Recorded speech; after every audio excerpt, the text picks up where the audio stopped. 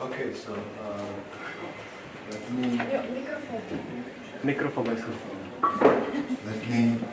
Good afternoon.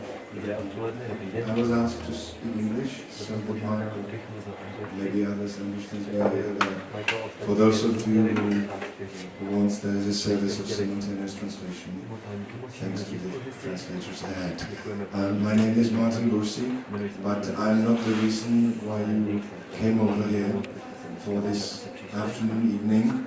So it's my great pleasure to invite my big friend, Michael Schneiderem, who is a top world elite expert in nuclear issues, delivering every year a very tough output of his all-year work, which are every year World Nuclear Industry Status reports. And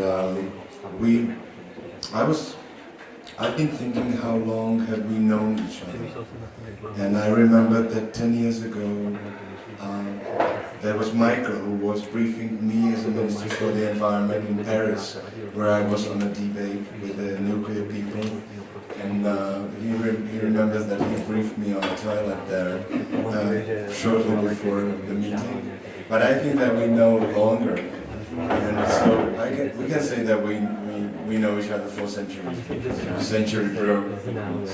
So it's always a great pleasure to meet Michael. And the concept is that Michael will introduce himself and make a short presentation. We agreed that it's limited to 15 minutes so that he can share the main outputs and trends and findings of the new report and show you some graphs and so on. And then we step into the debate. And it'd be good that whenever you do have a question, not a comment, comments will be later on, but if you have a question which is connected with what Michael is showing, so then feel free. Let's make it more relaxed so that it's not just a presentation and you wait 1 hour so that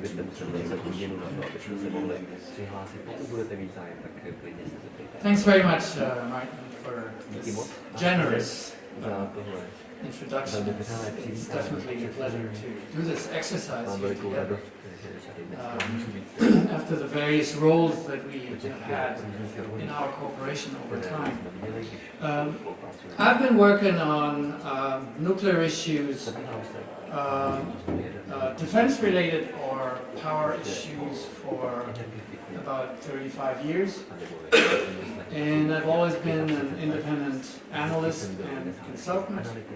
I've worked for a really very large, broad range of people from public institutions, international organizations, governments, or MPs. I've done a lot of work with parliamentarians, whether on national scale or on the European scale. And so we started doing this. Actually, there was sort of a precursor report in 1992 that was already called the World Nuclear Industry Status Report. And then we republished one in 2004, one in 2007, and since then, in various formats, it has been published annually.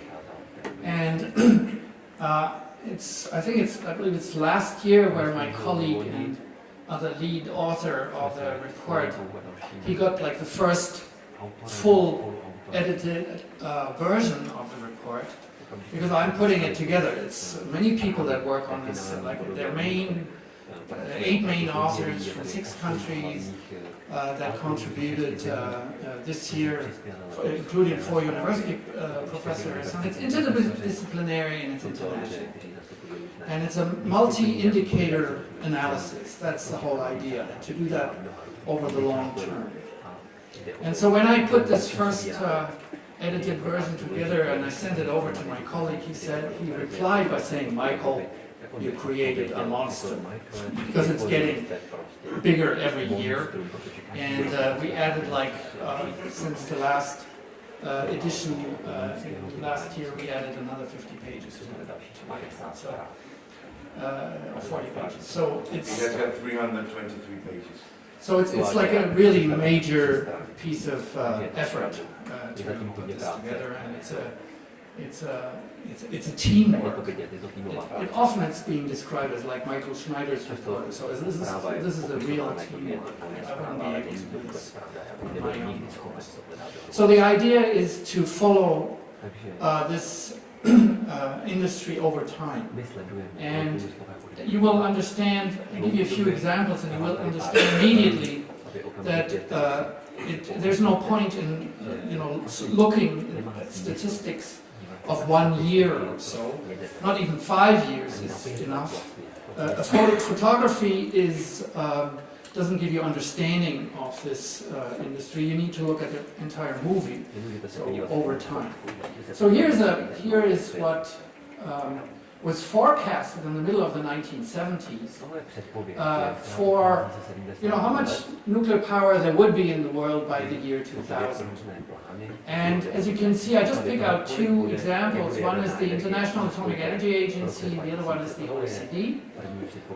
One labels it the most likely scenario, and the other labels it the reference case. So it's not the high scenario, it's up here, or the low scenario, it's the reference case. And so this is 3,600 is the number, and this is gigawatt, which means 1,000 megawatts, and 1,000 megawatts is roughly the order of magnitude of one nuclear reactor. So they were considering a scenario as the most likely of 3,600 reactors in the world. Reality looked a little different. That is this curve here. So reality was 350 by the year 2000. So we're more than a factor of 10 below the expectations. And it's a typical, one of the really typical aspects of this industry, this kind of overconfidence and just imagining this rosy future coming up. So here are a few other indicators. These are reactor startups and closures of units, and we see that in the 70s and in the 80s there were like two waves of it, and then it was pretty flat. Not much has been done in terms of reactor startups. We see that the upper parts of the stacks, the light colored ones, is China, and China has totally dominated the developments over the past 15 years. I mean, other countries, the rest of the world is only one unit here, one unit there, very, very few. And then we see, and some might remember, 1986 was a disaster in Chernobyl, a delayed effect, when a lot of reactors were shut down at the time, and 1990 as a combined effect of the break of the wall and the delayed effect of Chernobyl, a lot of reactors were closed. And here we see very typically the effect of the disaster in Fukushima in 2011. This is the same picture. This is the world level, and this is the same picture in Europe.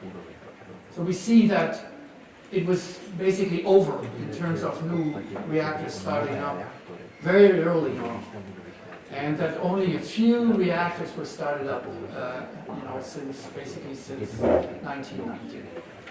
So this brings us to the sort of global, accumulated analysis of how many reactors are operating.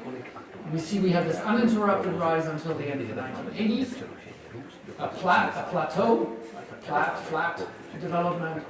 The events of 2011 in Fukushima drop, and then a slight increase over the past few years. And this is a beautiful example. If I just showed you the past 8 or 9 years, it looks like the trend is like just an increasing trend of development of reactors. But if you look at the absolute numbers, 417 operating by mid-2019, actually another 2 were shut down since. The last reactor was shut down last Friday, at 3 Mile Island, which some might remember 40 years ago, where a partial meltdown took place, and the second reactor was shut down last week. So that number of operating reactors was already achieved in 1989. So 30 years ago. So yes, we had a little increase, but the level achieved, we had already achieved 30 years ago. So this is not like demonstrating a major trend. And we remain, significantly below the historic peak in 2002. I'm jumping, I will be jumping a lot of slides to make it shorter. This is maybe important because this is like the electricity generated from nuclear power. And again, we see a slight increase over the past few years. But if we look at the role of China, the increase is practically exclusively what happened in China and not in the rest of the world. The other important development is the maximum of the share of nuclear power in the electricity mix in the world was achieved already in 1996. And has been dropping ever since from 17.5% to just over 10%. So maybe as an interesting development which we always monitor is, of course, if there's not much new build in the world, the average age of the operated reactor increases every year. And it stands now, for the first time, it exceeds 30 years average age. I know there are a lot of younger people here, but maybe some people are here that remember 30 years ago how the cars looked like. And this was a quite different technological age. But some of these reactors have been actually operating up to over 40 years. And again, that means they were designed half a century ago, basically, so in another world, in another technology. So final, a couple of aspects is we do this every year. We look at the comparison between the various technologies from an economic point of view and from a development. And so we see on one hand, this is an assessment of the drop of specific costs per electricity generating technology. And it's done by a bank, so it's not an industrial, it's not like a stakeholder in there. So I always try to find sources that don't have a vested interest in the business. And so we see, they estimate that the drop over the past decade of solar utility scale, so larger solar facilities, 88%, wind power 69%, and even natural gas 30%, whereas the nuclear power costs have actually increased. And interestingly enough, yesterday we heard that the nuclear power plant that is under construction, built by the French industry in the UK, has added another 10% at least to the cost estimate. And the final aspect I wanted to just quickly address, or let me show you here the outcome of it's obvious that if people see that you have a large difference in cost and dropping costs for renewables on one hand and nuclear on the other hand, you see the actual development. Like since 2000, the added capacity in wind, in solar, and in nuclear, basically a flat development. And in terms of production, we took the baseline year as 1997 because that's when the Kyoto Protocol was signed, the first international agreement on climate-related issues. And we wanted to know what the various technologies that have actually contributed in addition to the status at the time 20 years ago. And as you see the outcome, nuclear has added about 300 terawatt hours, wind 4 times more, and solar roughly 2 times more. So obviously this is all very much climate related, and that is the big question. I mean, it's climate week here? what they call Climate Week. Je tady klimatický týden. So, and it's obviously the big meetings at the UN. So, it is a fundamental question.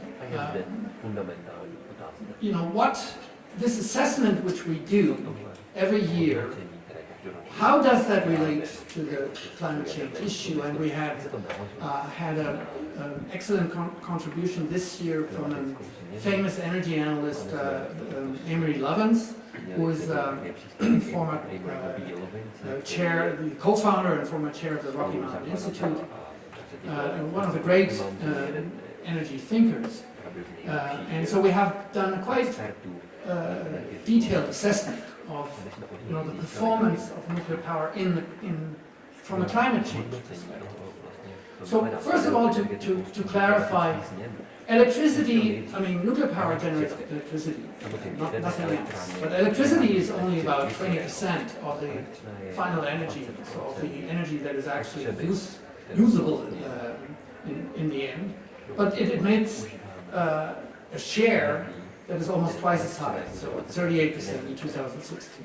So we need to decarbonize the electricity generation. It's a very important goal. So the challenge that exists is to say, okay, if we invest $1, yen, yuan, or whatever currency, we can spend the money only once. So we have to make a decision. This spending, this investment has to buy as much reduction of emissions as possible, as quickly as possible. So it's the combination of the actual cost with the implementation time it takes. Because if we have a wonderful clean technology but it only will be available in 50 years, it's irrelevant to the current situation of what they now increasingly call the climate emergency. So if you assess nuclear power in that context, you realize that it takes about 10 years to build, on average, of the reactors that have been built over the past decade to connect to the grid. 10 years. There's a lot of other solutions, whether it's on the energy efficiency side or on the renewable energy side, that come in much faster. So that's a very problematic point for nuclear power. And finally, it's very clear that nuclear power, even in markets, established markets, cannot compete anymore with new solar. And the interesting latest development is that the average in a market segment like in the United States, operating reactors, so just the cost for keeping them on the grid, fuel and maintenance, operation and maintenance, what they call O&M. These costs are on average about equivalent to new solar plus storage, so plus battery or other storage. So that's a huge problem for the competitivity of nuclear power. And if 3 Mile Island 1 was shut down last week at the age of 45, it's because it couldn't compete in the market. Because it had a license for another 15 years to operate. But it was shut down because it was uneconomic. So that is a situation which we see increasingly. And so new nuclear is not climate compatible at all, because there's cheaper and faster solutions. That's very clear. So it's only a matter of existing nuclear reactors. How expensive are they to operate? And that's where we need to have better access to information, because for the time being, the operators don't provide reactor by reactor information. They level it out, they make averages of several years, so there's no indication. But there's a big difference from one reactor to the other in terms of costs. So maybe I leave it at that for the time being. Thank you. Thank you, Michael, for keeping the time. And, I realized yesterday Reuters issued an article which I found on the web, and the title is "Nuclear Energy Too Slow, Too Expensive to Save Climate," and that's the summary of a report you released yesterday. So congratulations to this title of the article. And let's go to questions. I think before we go to the Czech situation, because we live in a sort of bubble, and there are still people and politicians who dream about future role of nuclear. And my question is, one of the reasons why the world started to take into account the climate crisis, and we know that the first report about climate was released 40 years ago already, but it has to be the situation where there are all-time records of temperature records all over the world, in the northern hemisphere, that this people start to realize. So this year we had 42.6 degrees Celsius in France, and 41 in Belgium, in Germany. I was in India a week ago. They had 3 weeks more than 48 degrees in Delhi. And in Rajasthan the temperatures were over 50 degrees. And why I'm asking is that nuclear reactors need cooling.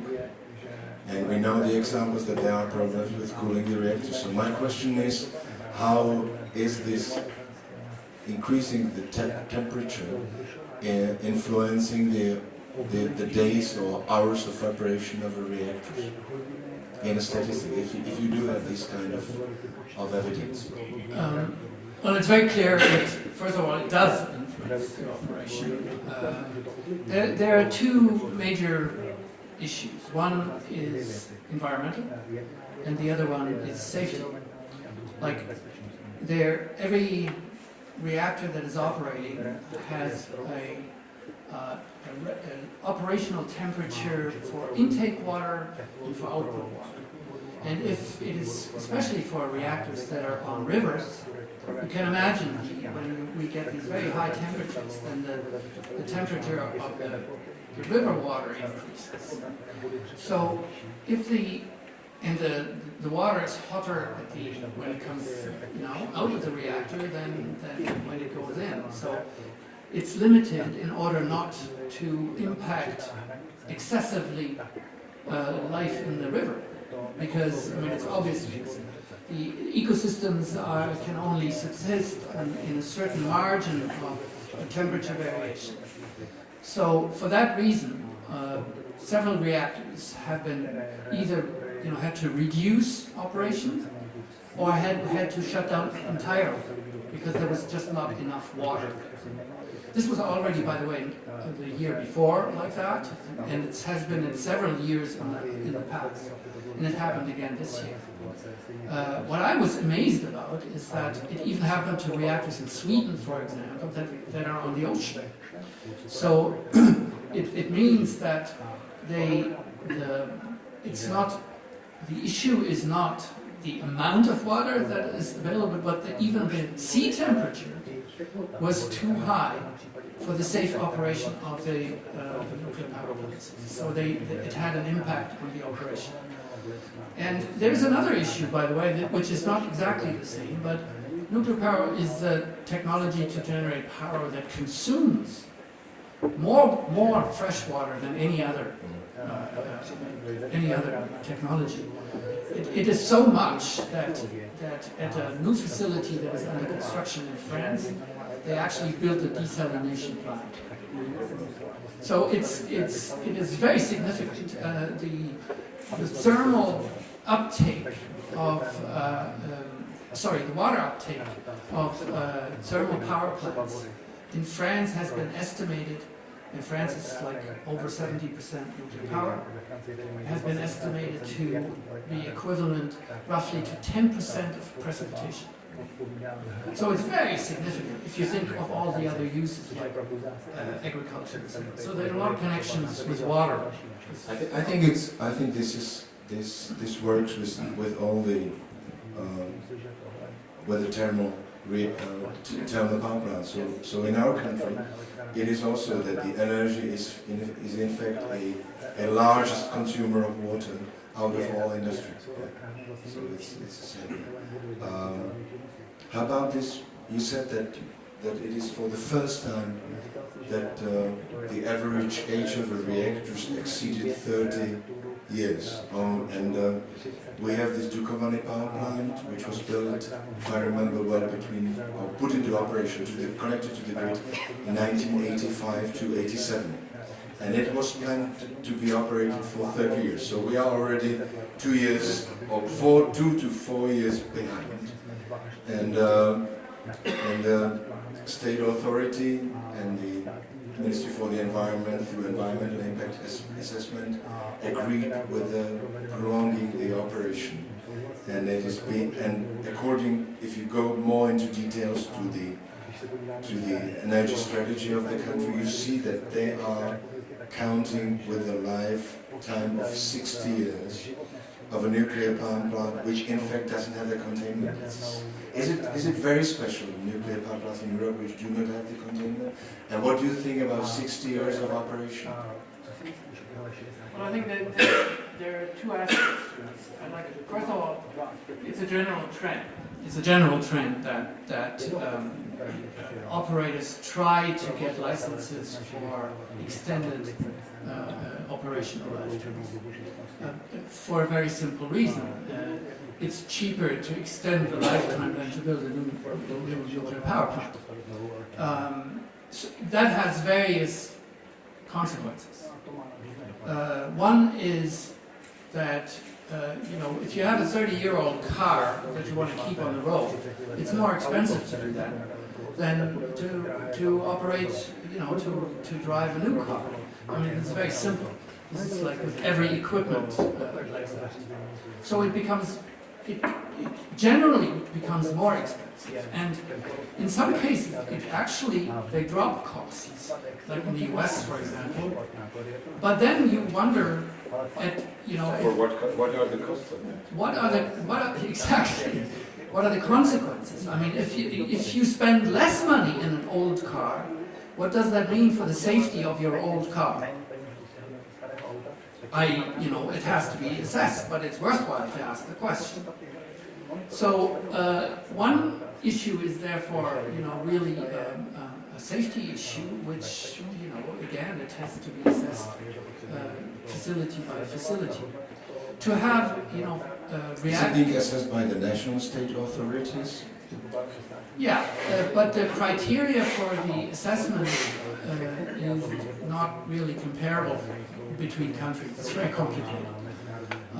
The functioning of the regulators are not identical, but it's also, to give you an example, in France, when they don't limit the lifetimes, like they don't have a 40-year license or something. They have to undergo every 10 years a major assessment of the state of the reactors.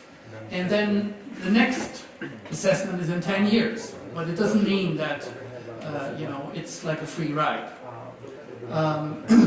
The idea of extending beyond the original design lifetime is a specific situation.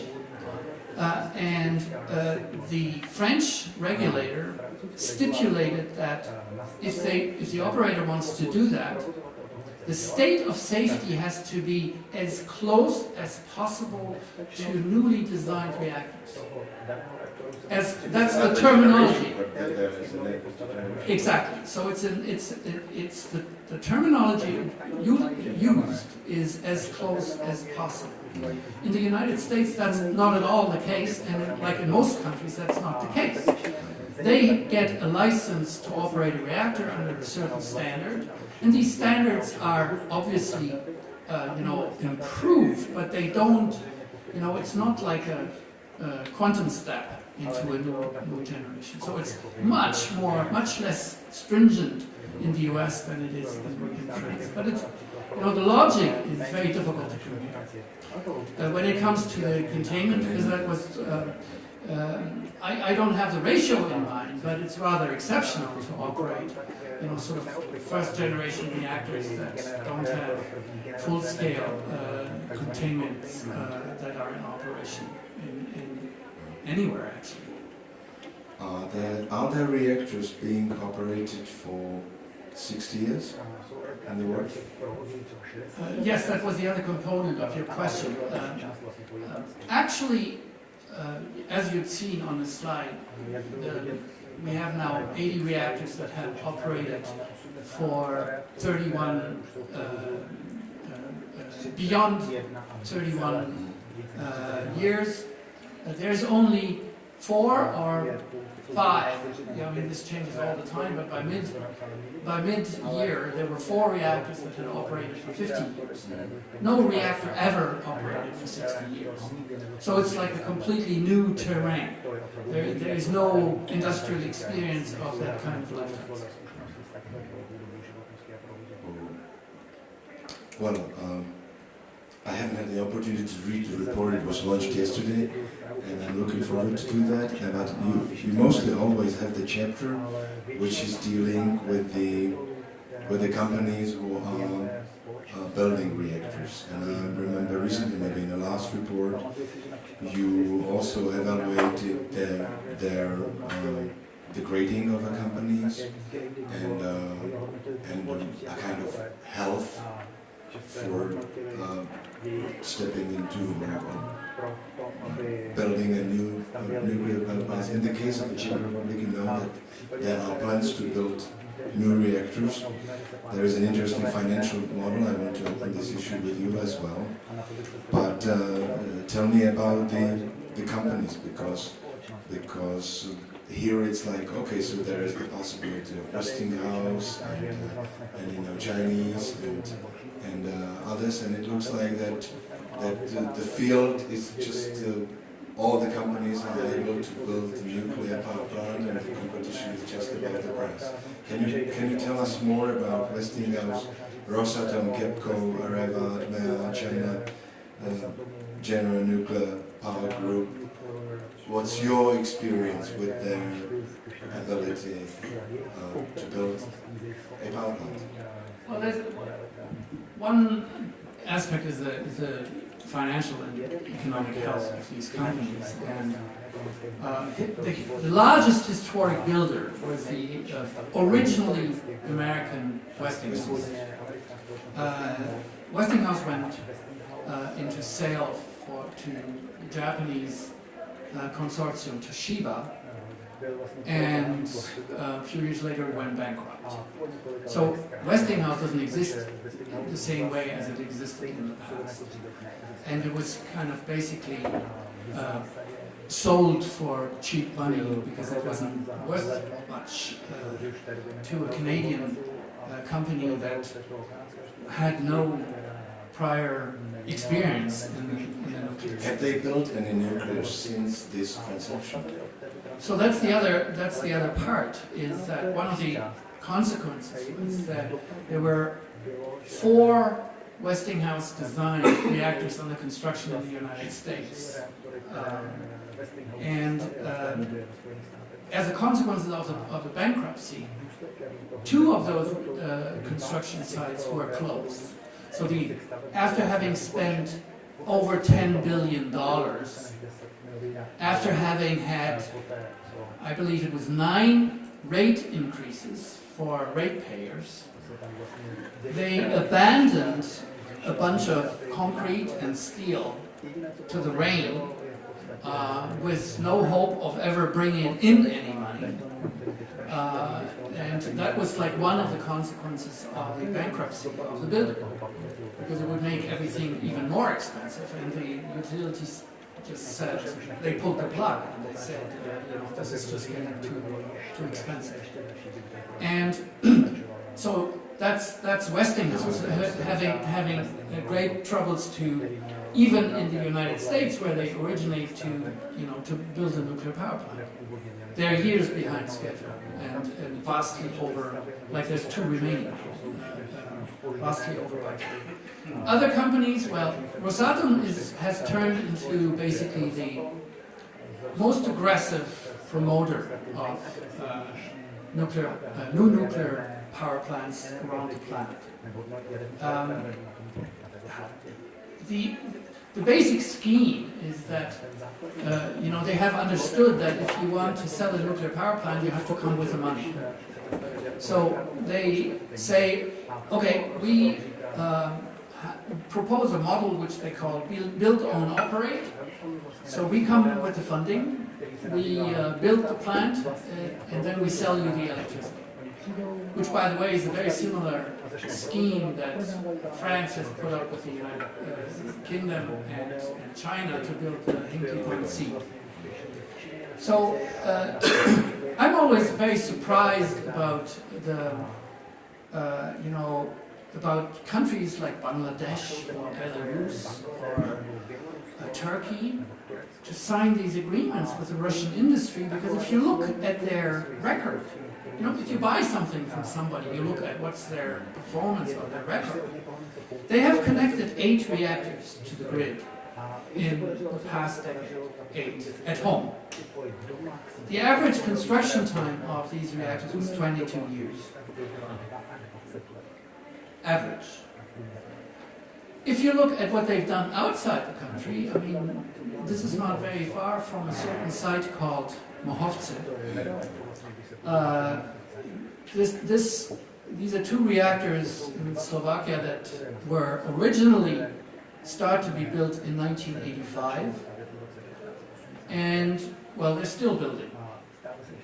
And if you look at 2 reactors that have actually been finished, built by the Russian industry in India, they have very bad performance. And like one operates not even half of the time, like has a load factor of less than 50%, and one just over 50%, 53% or whatever, over the last year. And the Indians blame the Russians, and the Russians blame the Indians for these machines not operating. But I find it rather surprising that countries actually sign up if you look at the actual record of that industry. There's one more point, just to add this, to finish this up, is these are multi-billion investments. And in many cases in the past, including in this country, it was crucial what the credit rating agencies say on new nuclear investment. And all the major credit rating agencies make it very clear that they consider the new build of nuclear power plants credit negative. So it means, I don't know whether you're familiar with credit rating agencies. Please ask questions if I'm saying something that nobody understands. That's of no use then. But just in a couple of words, credit rating agencies are basically looking at the economic health and outlook of companies, but also at countries' economies. And they rate them. And according to the rating, this has huge influences on how expensive a credit will be. If I go to the bank and I say, I will a huge amount of money, and the credit rating agency have said, oh, this is not, this company is in bad shape.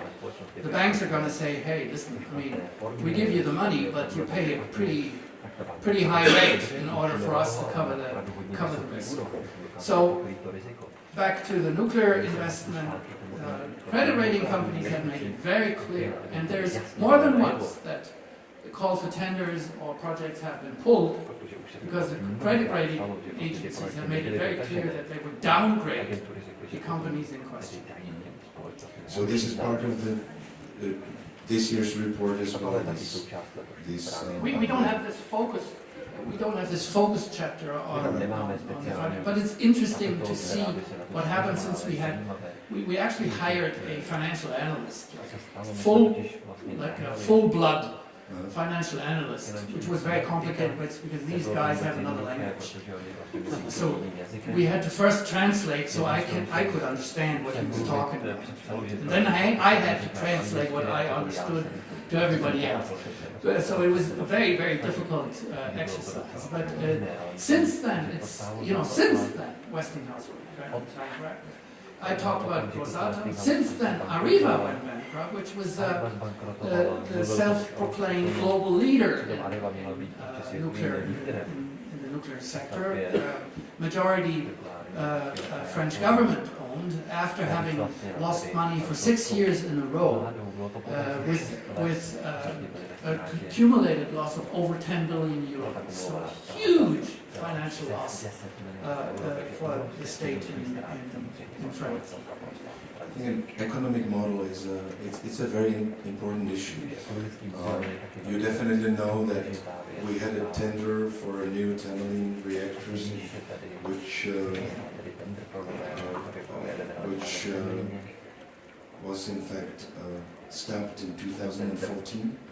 Our today's Prime Minister was Minister of Finance at that time, and the issue was so that the government guarantees the price. So in fact the contract for difference model as what was adopted in Britain.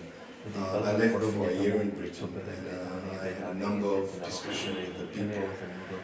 Hard for me to understand how has it happened that Brits adopted this model, because it's incredible. They guarantee the price which is 3 times higher than the market price of the electricity. It's every year there is an index of I think 2%. And I asked about the public debate on it, and the only debate was in the Guardian and Observer, only very few people. Though the renewable partners were showing that the offshore wind potential is higher, significantly higher. But so the Czech government in fact cancelled the tender by not providing this guarantee. Now they came with a new model, which is saying that Czech Energy Works are building, and the state accepts all the risks. It's unclear what's behind it. Can you comment the economic model? We know the economic model which happened for Page in Hungary. It's I think without any tender, Russians won the tender. But what do you think about this model?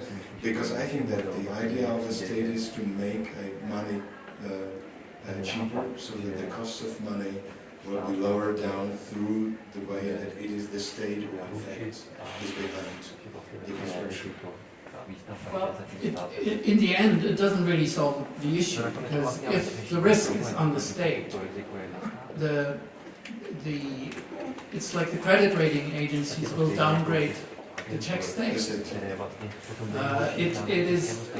It doesn't really, it's just pushing the risk from one stakeholder to another stakeholder, but it doesn't change the risk. And there's no coincidence that there's no private money in nuclear new build. One has to be very clear about that. There's no private bank. By the way, there's no development bank. And people think in Asia they're all building, etc., but this is all state-controlled companies that are building. There's CGN, because you've been mentioning the Chinese National General Nuclear Company as well, which is one of the big players in China, and they're actually partnering with the French to build the so-called EPR, European Pressurized Water Reactor in China. And it's very interesting because it's a company that went on the stock market in 2014, at the end of 2014, and the share price took off like a rocket. It was like amazing, so people thought, wow, this is big time, But it only lasted for about a year, and then it dropped by 60% in 6 months, because investors realized that the time their money is immobilized is actually very long, and it's undefined. And this is the key issue for private investors. If you invest money somewhere, you want to know 2 things. You want to know how much does it actually cost, the project you're investing in, and how long this is going to take before it's actually bringing money back. And these two questions you cannot answer for nuclear power plant projects, because costs have been just going up all the time, and construction times have been increased all the time. So it's very, it's almost impossible to calculate the risk for an investor. So their governments come in and say, well, we carry the risk. So that's the only way, whatever the model is, but it needs to be some kind of a state cash, if it's in the form of, funding or like the French government poured cash into the nuclear industry, increased the capital of the nuclear builder, so it provided that cash, or you provide guarantees, state guarantees for credits that are taken out. I work in the renewable field. I work for UNDP and for the Czech Renewable Energy Chamber, and we've been following the development and analyzing the predictions of where the future of the energy in the world is. And there is a very nice source of information in Bloomberg New Energy Finances, and they have their projections of 2050 where the continents with respect to the primary source of energy will be, and there is no nuclear there. They speak about three driving forces: cheap and cheaper PV, cheap and cheaper wind, and falling prices of batteries, and they have exactly the same figures. We're dropping the price of 83% within the last decade. So, but there is in fact, nuclear is not being mentioned at all. It is gone. In fact, what I find fascinating is this development that took place in this sector was so fast that mentally people have a hard time to actually cope with it. Like, in people's minds, solar is still incredibly, it's great, solar is fantastic, but it's so expensive, forget about it. Well, that was true maybe 20 years ago, but I mean, if it dropped by almost a factor of 10, I can tell you, I'm a solar power operator. We have a cabin in Canada. We have a cabin in the Canadian bush, and we're off-grid. And 30 years ago, we started, 30 years ago with a solar panel. And being off-grid made sense 30 years ago, because it was still cheaper to invest in solar 30 years ago than to build a power line and bring it 5 kilometers into the bush. Today, for some time, the actual break-even point was calculated in distance. For how long does it make sense to bring the power in?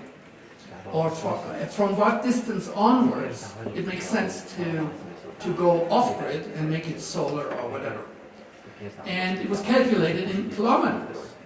Do you know how you calculate today? In centimeters.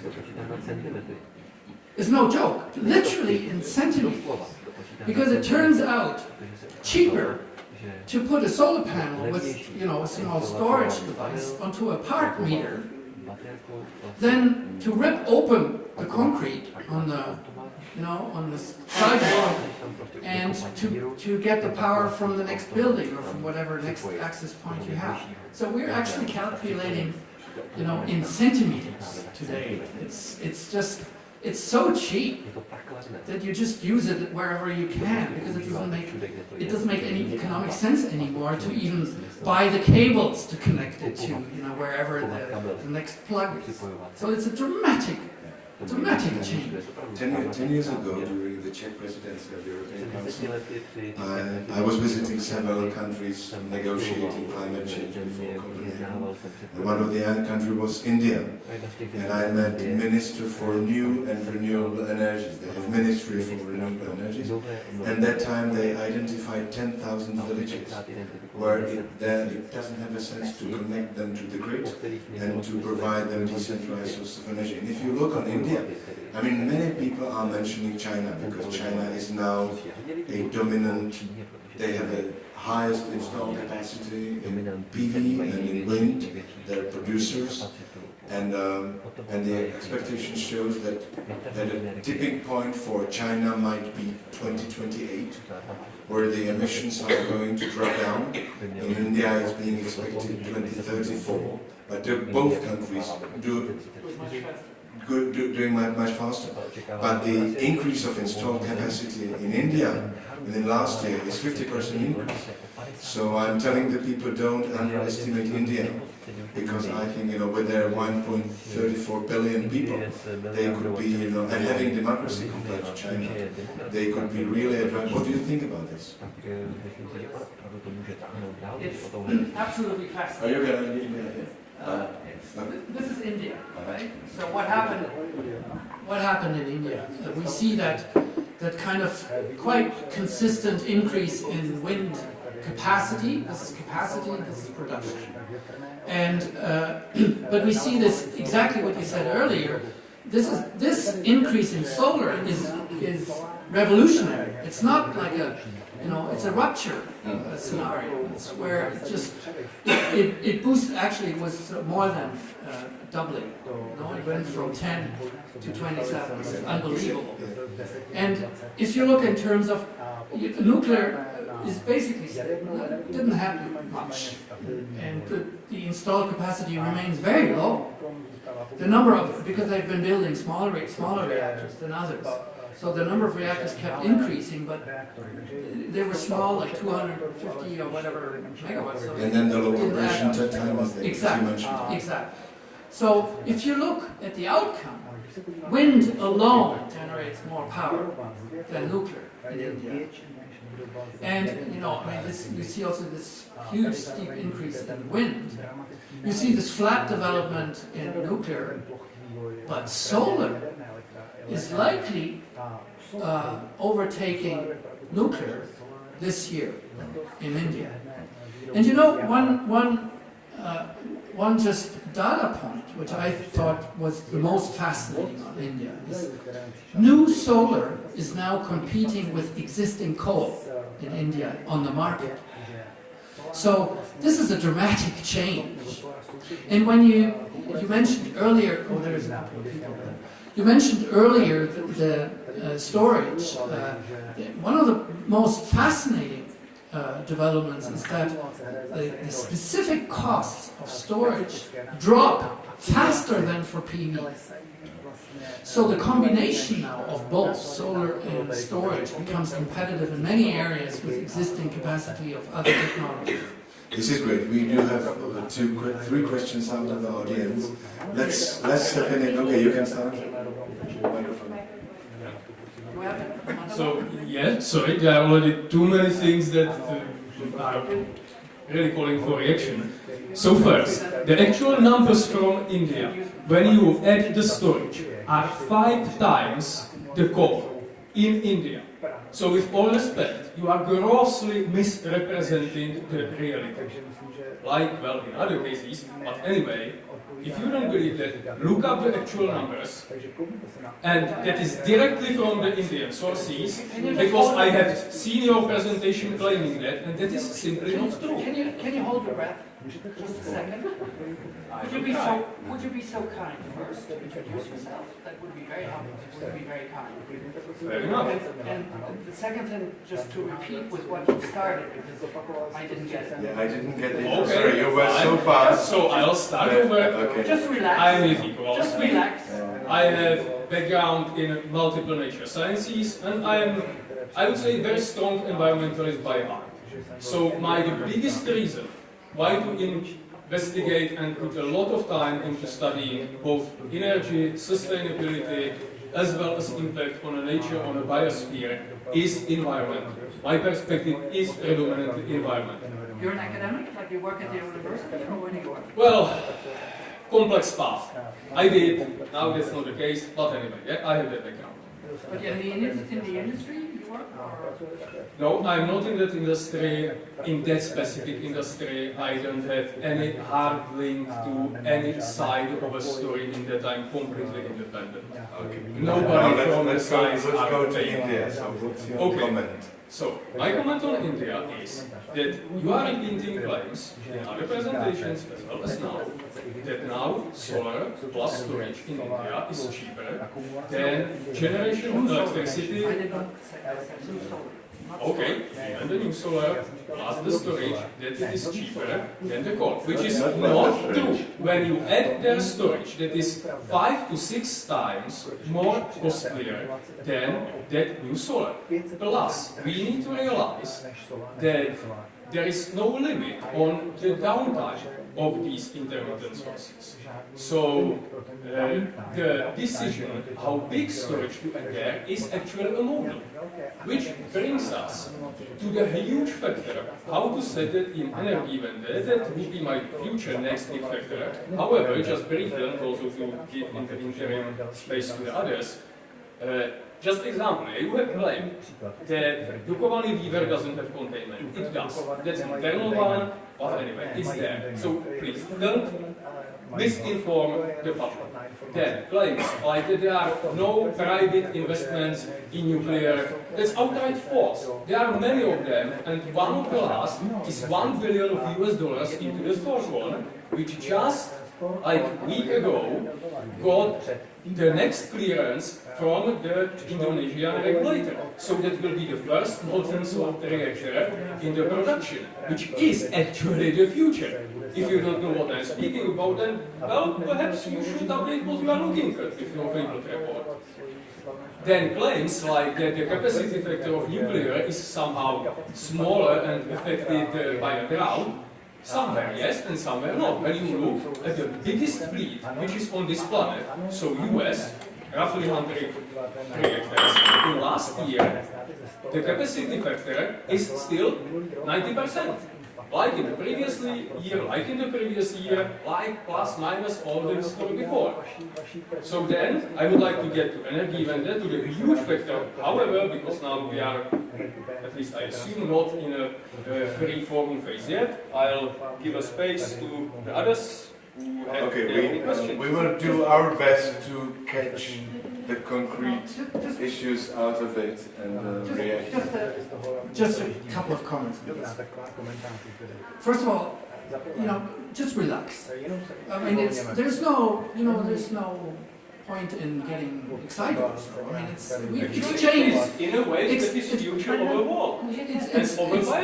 It's just we're exchanging here, and there's no reason to get nervous. But first of all, you need to